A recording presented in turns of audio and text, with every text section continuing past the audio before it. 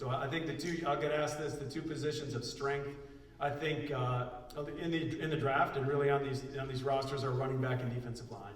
I think those are unusually strong groups. Talk a little bit more about the running back class. I've seen some projections that as many as 30 guys this year could have draftable grades. What do you like about this group? That's probably the number it was for us.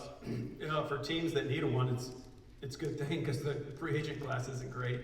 It's really deep. It's really deep in the senior class. Usually before the junior thing, sometimes we'd struggle to get 8 draftable senior running backs in this game. Like it just got to that point where you're in the 6th and 7th round and you didn't feel good about things.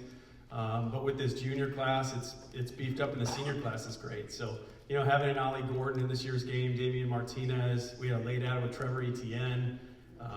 We were going back and forth with Georgia's staff. They were telling us he wasn't coming out. So we went to our limit. We had 12 running backs. Etienne comes out. We just not going to not bring Trevor Etienne if he wants to come. So we added a 13th running back. So it's a great group. It's dynamic.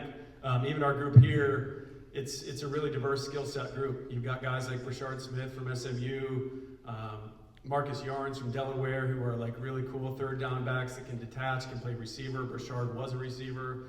You got big backs like Damian, who weighed in at 240 some pounds. Ollie Gordon was 233 yesterday, so they come in all shapes and sizes. Donovan Edwards, he's another guy that can play some receiver, so it's a cool group.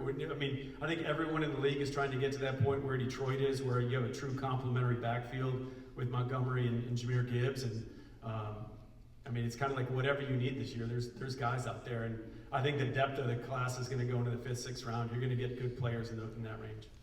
Hey, Jim, you talked about the Lions and their running game. Do you think the way that Saquon Barkley and Derrick Henry have had so much success on second contracts is going to cause teams to reevaluate their willingness to invest in the running back position and see that as more of a position you can have long-term success with?